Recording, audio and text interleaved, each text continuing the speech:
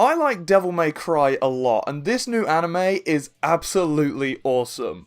I was kind of worried when this was first revealed that it wasn't going to reach the zany, corny heights that the games do, but I'm glad to say this is pure Devil May Cry action, just in a different format. From the moment Dante shot a bullet, said his catchphrase jackpot, and then that bullet had the word jackpot on it, I knew we were in safe hands. Any adaptation of a video game is only going to go as far as its main character, and I am so pleased to say that this version of Dante is absolutely perfect. He's corny, he's funny, but yet he's still badass. All three of them in perfect measure. And the best bit? Look at him, they made so many people simp for him that they had to make a VTuber version of Dante to read his own thirst tweets on TikTok. What a world we live in. Hey, this is Dante, and yes, I've seen your thirst tweets. And this show really starts strongly. The first 2-3 episodes are such a strong and amazing introduction to this version of Dante and this version of the Devil May Cry world. Episode 1 masterfully weaves Dante and just crazy demon-killing action, but also weaves the main plot perfectly. We want to see Dante, we're watching Devil May Cry, and episode 1 gives us this perfect amount where we want to see him, but we always want more. Every now and then the episode leaves Dante and we watch the main plot develop, and it gets us so interested because we want to know how Dante will fold into this crazy conspiracy. And the next couple episodes kind of keep the same going. They put Dante in new and more stressful situations. He's fighting demons, he's fighting humans, he's fighting other demon hunters. It's really interesting and it really ramps up the tension. We see Dante in more and more situations, but none of this bothers him. He's funny, he's still cool in these stressful situations, and it really endears him to the viewer very quickly. And you fall in love with this version of Dante like that. And in a show like this, which is about a pre-existing game, it needs to do less heavy lifting with its protagonist than usual. We already love Dante, so Dante doesn't need to endear himself to us. Yet this version does, and it takes him from here, where he already was, all the way up here, where we love him. And when we get to around episode 4, that's where I feel the cracks start to show in this series. Like I said, the early episodes give us a perfect amount of Dante and main plot, leaving us wanting more. But at the end of the day, this show is Devil May Cry. It should be about Dante. So it gets to a point where we start to expect, this is the Dante show, give me Dante. But the show never really increases how much Dante it gives us. So towards the middle, we kind of have these two plots going on, where one of them is the awesome, amazing, perfect Devil May Cry action we signed up for, and the other one is this melodramatic, military, political thriller, which is good. Anything is good in this show, but it's significantly less interesting than having our main character. Seriously, we spend 50% of our time with this cast of soldiers, and right now, I couldn't tell you a single one of their names. Other than Lady. You know, Devil May Cry mainstay, Lady. She's the only other significant character in this show, and I'm sad to report, she's not a bright spot. And when we see Lady, we kind of see one of the main problems with this show. But don't just take it from me. Let me hand it over to one of the most smoking, sexy style guys I know with the 6 skills, Tyler. Lady from DMC Netflix. I feel like it's been heard through the grapevine that I'm the biggest hater for Lady in DMC Netflix, and you know what? That's kind of right. I don't like how my favorite character in Devil May Cry has been dealt with. DMC3, she just had that aura. She had an aura without trying too hard. And in DMC Netflix, she has zero aura and tries way too hard. Her combat in DMC Netflix is quite literally limited to a singular pistol. A pistol.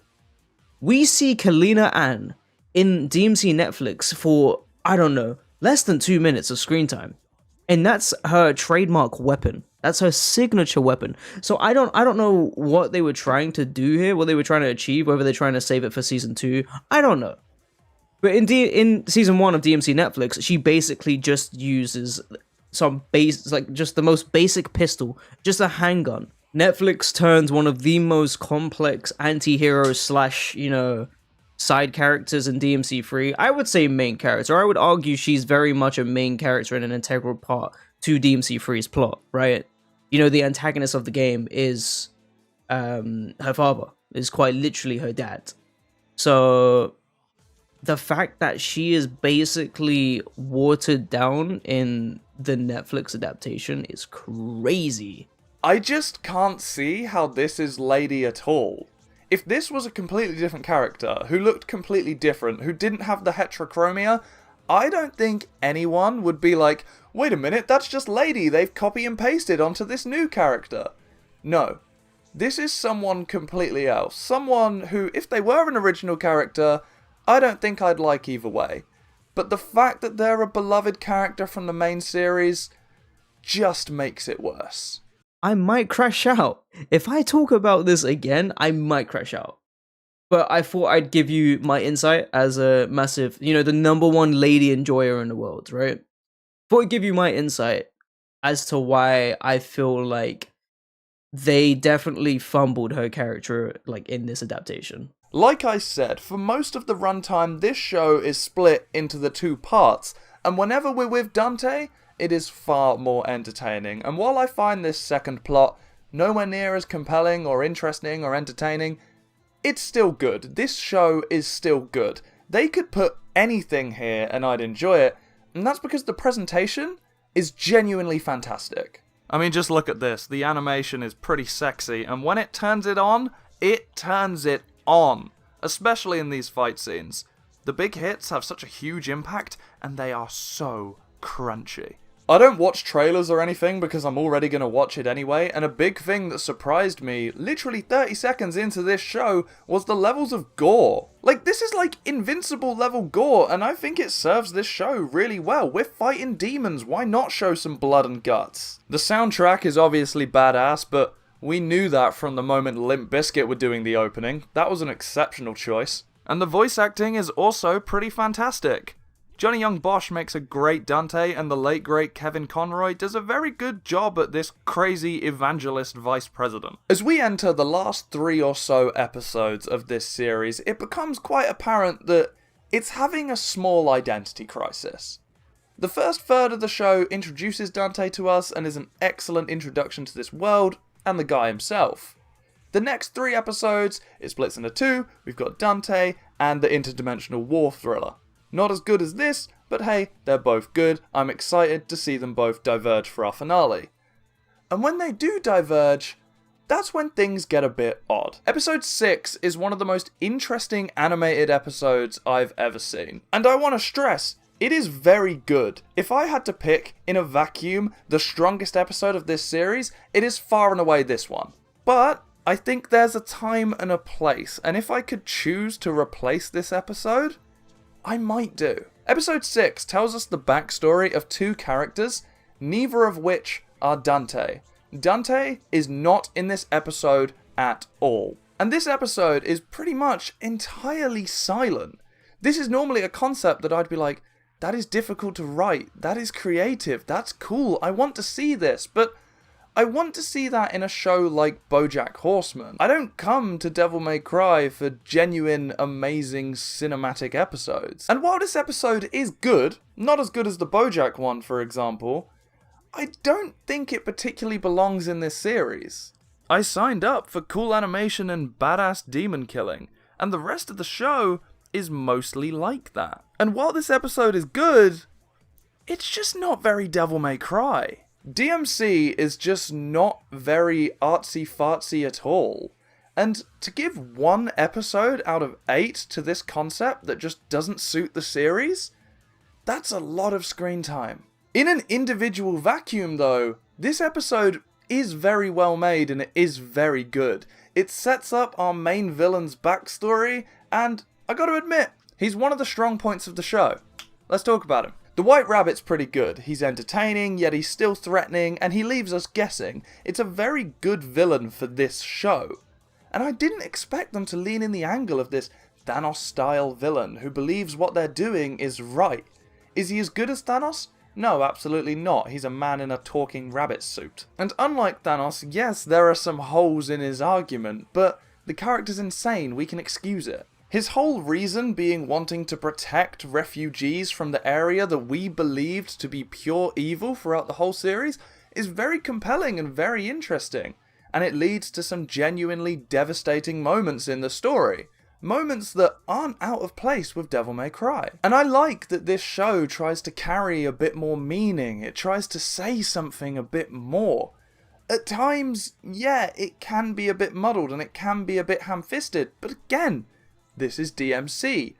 I think the refugee stuff is interesting. I think the ending where the President of America literally colonizes hell is a very novel concept, and in no way at all relevant to the current President of the United States. No way. I think the only problem with these important messages, these moral conundrums in the show, is they have next to nothing to do with Dante. Dante does not care about refugees, Dante does not care about the colonization of hell. He's not even there for it. And when he is confronted with these issues, because they're nothing to do with him, he doesn't really care. And we're meant to care about our main character and care about his choices, and when he doesn't care about his choices, how are we? While we're here, let me drop a few more spoiler points. I don't really like Virgil being in episode 1. It was a really cool moment, and obviously it's a Devil May Cry series. We want to see him.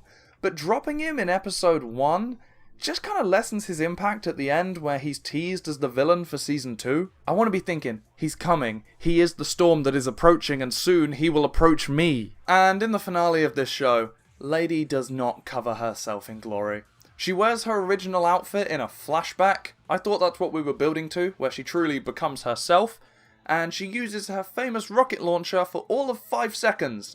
She becomes herself for 5 seconds. And then in the last episode, when she finally seems to be getting on with Dante, they come to an understanding of one another. They understand each other's loneliness and suffering, and at that moment where it all seems to come together, she stabs him in the back and betrays him for no reason. She doesn't change much over the course of this show. She went from anger to slightly less anger. She goes from hating all demons to hating most demons. But that character arc is massively undercut if she doesn't reconcile with the demon she spent most of her time with. A demon who has literally the least demon DNA of any of them in this series. But don't get me wrong, the Devil May Cry show is awesome. It hits all the amazing DMC points I want it to, and it only stumbles on one part of the story and the characterization of one of its major characters. I am confident these things will be fixed in the second series, especially now we've been introduced to these characters and spent a significant amount of time with them. You should watch this show. This show pulls my devil trigger, and I'll give it an 8 out of 10.